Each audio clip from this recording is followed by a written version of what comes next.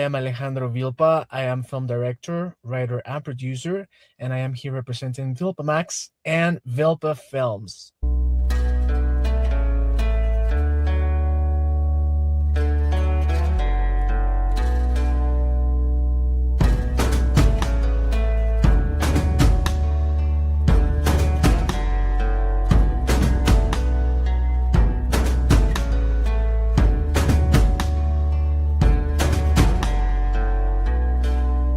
I'm curious about the genesis of this project and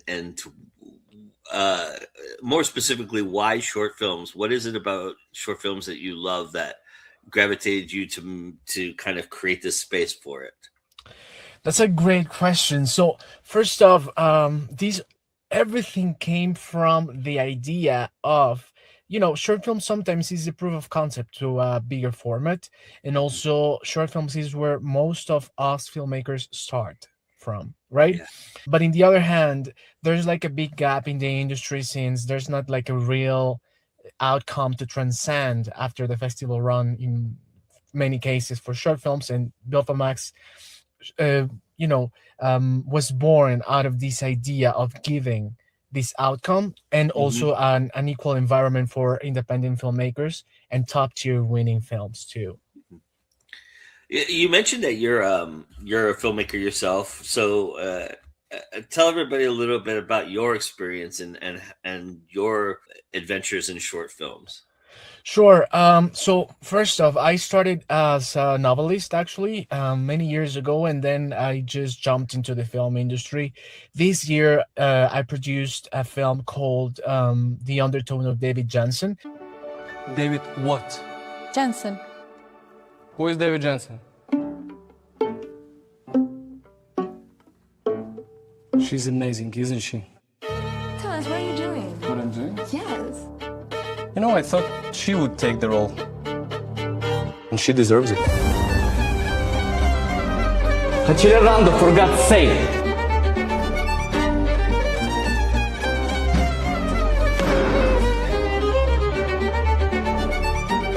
I want to be the best. Then fucking show me that!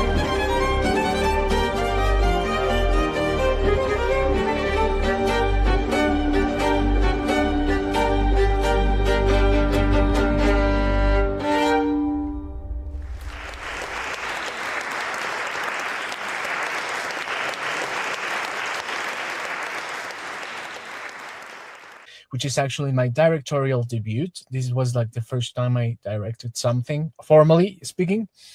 And with this, of course, we also were thinking about the strategy on what's going to happen with this short film. One is out there, and in this, back and forth of festival run and looking for opportunities, I just decided that also channeling this through a streaming platform will be the best way to transcend this story. And then I just did it since filmmaking is about community. I just included the rest of the community, right? Other filmmakers.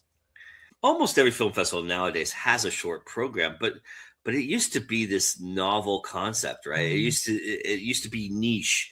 I mean, there are specific film festivals like Holly Shorts that have been around for 20 years that have featured nothing but exclusively short films, but those are that's a really difficult when you're asking for something to be directly as short films.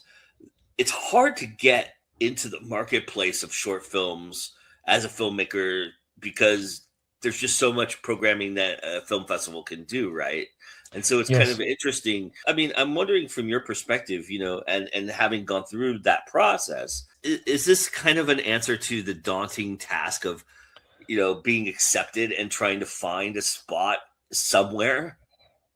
Yeah, I would say it is because Vilpa Max also was born from this idea of there's a lot of big talent happening outside, but this talent is struggling too, and it's very difficult to discover this talent out of everybody. There's a high demand of filmmakers too.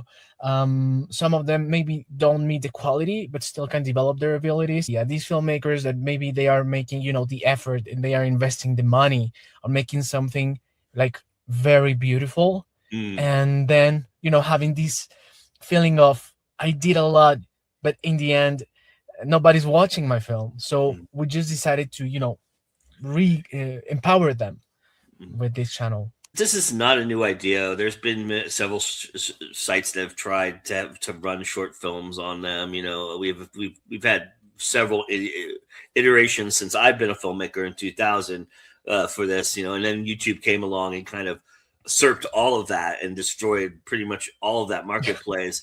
And now YouTube is so vast and so big, it's hard to get seen, right? So to narrow the focus, I think that's an admirable goal, right? This seems like that's what this is designed for, is to kind of point you in a direction where there are short films and you don't have to navigate the treachery of YouTube. Is that fair to say? Yeah, exactly. I would say that other platforms, which I mean, they are also very useful in terms of content distribution, but they are not like really focused in the cinematic approach. Like Mm, you can find a film, but you can also find any other kind of content too, right? yeah. So these came up to gather and to focus in the cinematic approach, and not only cinematic approach, but the big, great cinema that you can find from the Oscars, but also that you can find from other independent filmmakers in one place.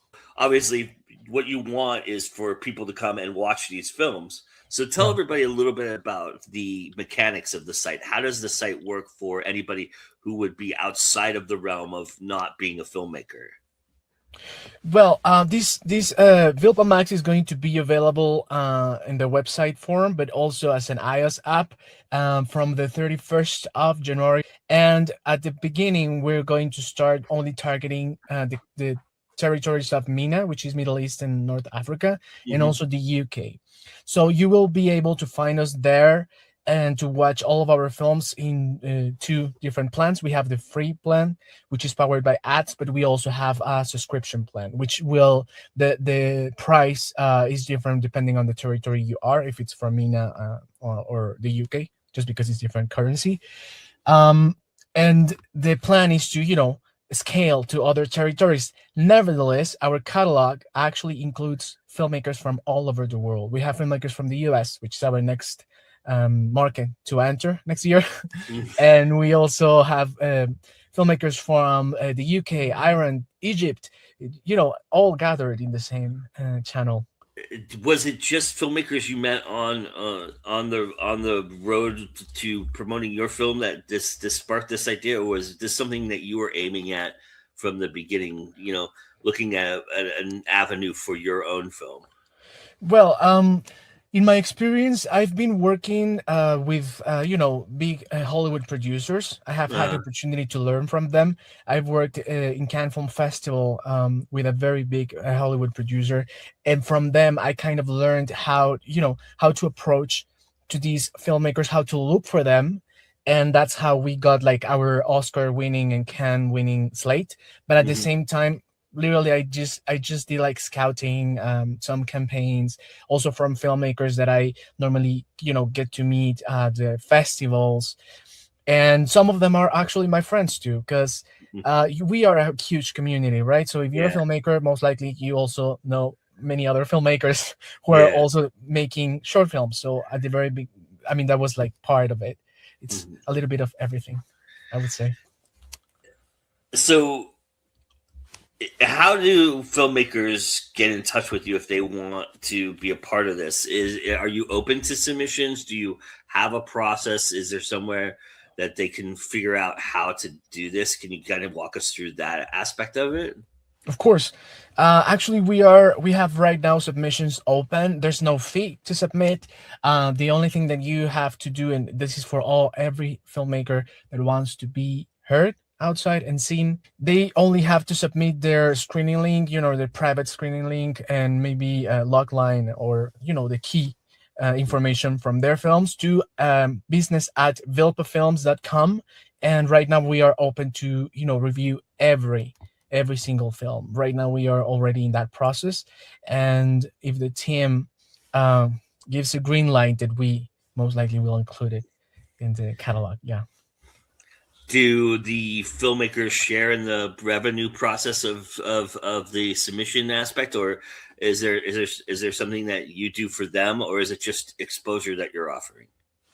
So it is a little bit of both. We're trying to thrive to what is the standard in the industry, which is of Mhm. course licensing, and you have to pay for those licenses. Monetization.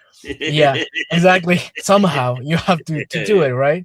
Right. And the other hand, we also aim for exposure. Yeah. So we deliver both of them, and the exposure part is we push everybody, every film through our platforms, through our social media. Right now they are very happy. The filmmakers that are already working with us, we're running like just awareness Yeah. video at the moment, and they had like thousands of hundreds of thousands of views already, and they are like very happy with that, and we too, of course. Of course. Yeah. The more people who see it, the better it gets, The right? better, It's yes, uh, for everybody. yeah, of course. It's interesting because the landscape is changing in this business, right? And I'm sure you're pretty well aware of that. And this is an opportunity for something like this to thrive, because like I think ultimately, and I would love your perspective on this because you've worked with Hollywood, you've worked in the industry that is flourishing the idea of award show mentality as well. Looking at this and going as somebody who has participated in voting and things of that nature, where it is becoming more and more convenient, where things are getting delivered to my home instead of me having to go out to find these screenings down and on Sunset Boulevard, or what you Hmm. used to have to do to get to see these films, right? I mean, one of the coolest things to do was to go to the AMC and watch all the short films. For me, that's one of my favorite things to do every year, and I still do that. But Beautiful. I mean, all the Oscar, nominated short films, they put them all in a bundle and you go watch them on the big screen in the Yeah. AMC, right? Uh, so I'm curious what your perspective is from this. Is that kind of part of the mission statement of Vilpa, is to kind of make an awareness aspect so that the producers and voters of various, and people who are looking at submission, who don't, you know, necessarily want to rifle through the thousands of horrible films and things that they get on a daily basis through their submission process. Is that part of that, to kind of streamline that for those industry folks? Is that part of your mission statement? So yeah, for sure, Vilpa Max will also serve as a showcase channel for other producers and directors to, get to meet each other Hmm. and, potentially even start working with each other at some Hmm. point. But we also do believe in the lifetime of each film, and Hmm. we don't want to also, when a short film is like, for example, too recent, we don't aim to cut the Hmm. lifetime in film festivals. Normally we wait for them to finish, because Yeah. also it's very cool to have the experience to be in a cinema and watch all of those films. Yeah. Let's say that Vilpa Films is the outcome after Yeah. this lifetime, right? To transcend When after you the have lifetime. nothing left to do with the film, and the film's just sitting there, and it doesn't. Yeah, because you can't. There's no marketplace for short films really that Mhm. exists, that you can go after life, right? So Exactly. And yeah, in the other hand, the audience and the client or the users is also changing the way they yeah. consume content. They are consuming short content a little bit more than before, and yeah, it's another alternative from them. To maybe they didn't watch it in cinema. They can watch it in a streaming platform, right? Yeah. I mean, the interesting thing too is that the idea of short film is changing, right?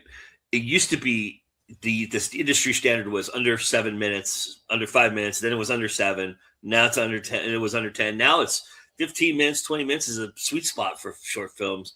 How have Yeah. you seen that landscape change, and how has that affected what you're trying to do? I think that reference is still very important. Mhm. The reason why they are called short films is because they are short format, right? Nevertheless, I don't create a bias myself Mhm. over, for example, films that, a 30-minute film or something like Mhm. that, because I believe that if there's a 30-minute film and it's a good filmmaker, most likely that was what should I mean, that was the real outcome for that story that they're telling. But in the other hand, we as short film streamers right now, we're looking for any kind of short films, because there's any kind of preferences, right? Mhm. So we Yeah. have short films from 3 minutes, beautiful short films from 3 minutes, but we also have short films from 17 minutes, things like that. Yeah. You know, part of the short film experience too, especially when I was doing it, it still exists too. I mean, 24-hour, 48-hour film festival kind of ideas. Is that part of your aim as well? Are you aiming at some of those short films? Because those short films, you basically make those on a fly and then they don't do anything after that. Yeah, I mean, our catalog, for example, has been uh, was developed out of I mean, first top tier festivals and top tier awards like the Yeah. Oscars, Clermont-Ferrand, and all those big festivals. But on the Mhm. other hand, we target Holy Shorts or any other kind of festivals that exhibit short films. And also, there are filmmakers who, for one reason or another, they didn't really do the festival run, but Mhm. at the same time, their film is, like just hitting in the counter or something like that, and they want to keep, thriving in the industry. So we are this door for all of those backgrounds, just because we don't really focus in the background itself, but in the film and in Yeah. the filmmaker. So yeah. You know, and again, another specific industry change that has happened, and this really happened back during the Lord of the Rings trilogy filming. I feel like that was kind of the catalyst for actors and filmmakers to kind of do this idea. But there's an idea out there where they're shooting these long day films, right? They're there for 7 or 8 months. So what do they do in their downtime? They pick up a camera and make a short film in between there, right? So, Yeah. it's a good marketing thing for the film itself, but also, have you thought about that kind of aim? And I mean, you're pretty much open to anything, right? Anybody wants to submit. If Elijah Wood came to you and go, "Hey, I have my Lord of the Rings short film," of course you're going to take that, right? It's kind of Of course, of course. Actually, we would. I think we're focusing more in the cinematic quality, yeah, rather than even for genres. People normally they ask me like, which genre would you like to have in your catalog, or which kind of story do you select? While we don't have like really a specific story, just because we don't want people, like, the creative minds, to start like having boundaries on right. whatever they want to create. But if they create something that is, like what we do look is good quality, good cinematic quality, which means good sound, good sound design, good cinematography, something that also, because in the end, there's an audience out there, and we're Mhm. trying to do this also for them. Is diversity an important aspect of what you're trying to do as well? Do you feel like having POC films, or having uh, disabled films, people making films of that ilk, are you defining those as part of your process as well? Are you looking for some of those to be a part of what you're doing? You mean like having films like with social elements, or? No, like having like people of color making films, people who don't get opportunities, Oh, of this, course. you know, Completely. Oh, I mean, we're trying to be this environment. We're not trying. We actually build this environment where everybody is equal. So that's why in our catalog you will see an Oscar-winning film, but at the same time you will probably see a filmmaker, first film, a mm, debut film over there, in the same environment, in the same level, but with a great quality, both of them. mhm. So we believe in any kind of background, just because this is filmmaking, right? We Yeah, portray life as it is. I love it. Sometimes better. So a year from now, we're sitting here, we have a conversation. Where do you see this project going? Where do you see this Villa Max being? What is your short term goal for something like this? Well, a year from now, I would say that as we are open right now to short films, is not the only format that we are looking for. Of course, we are looking for scaling to other kind of formats because it's the nature of filmmaking. Mhm. A year from now, we would like to have like a catalog full of filmmakers that are making it their own career out of this channel, that are looking for an outcome or maybe even a goal, right? Our Mhm. goal to be streamed somewhere. And in the other hand, maybe our own formal production for Vilpa Max, like a first production I've done before, but not with Vilpa Max. So Mhm. it's time for that, right? So ultimately, maybe setting up something where somebody would submit a script to you, and you would kind of look at that and go, maybe that's something we want to make, right? Or finish, help Exactly. finish something. Exactly. Actually, right now we are running also a competition in Film Freeway called Screen to Film Fund, and it's a competition for short scripts where we have as part of the jury 4 times Emmy winner filmmaker and also an Oscar nominated producer, and that's the goal for that. Like to look for those stories from people that maybe they didn't produce the short film yet, but they Mhm. want to. So that will be our mission, our next mission accomplished. Nice. Yeah. So ultimately, what is it about independent film and independent filmmakers that made you just kind of go, I want to support you. I want to put this out there. Well, I mean, I was an independent filmmaker myself. I still am a little bit, let's say, outside of Vilpa Films. Of course, I am. But also, when I was like working with these Hollywood producers, there were like a lot of independent filmmakers that approached to me, and I was just thinking, or I had this question on why, if this filmmaker is so talented, why there's such a big bridge between them and the company I work for. And then when I went to these producers to solve this question, I did realize that it's not like they don't want to. It's not like they don't really. It's like there's a lot of work to do out in the industry. There's a lot of demand. There's like many channels. So I think what we're trying to do here is to get rid of so much noise, right? Get rid of so much noise so you can see and focus on the actual outcome, and that's what we're doing. Yeah.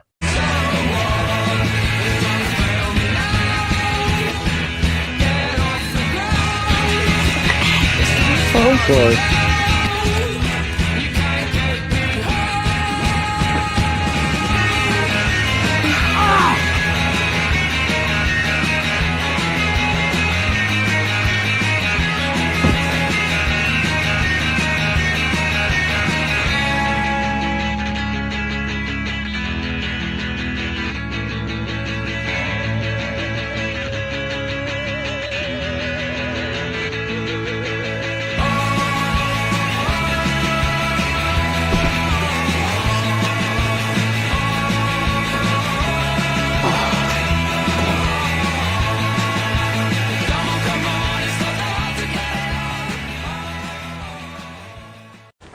赵灿南，你表姐回来了，她今天晚上老地方请你吃饭。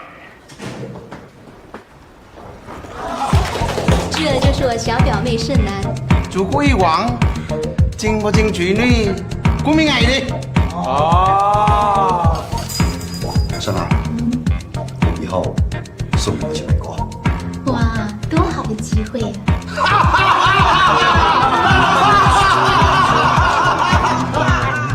老板晚上好。听知道。金锤，真的是天下最幸运的事。我做植发手术的时候，怎么没人告诉我，这药是要继续吃的？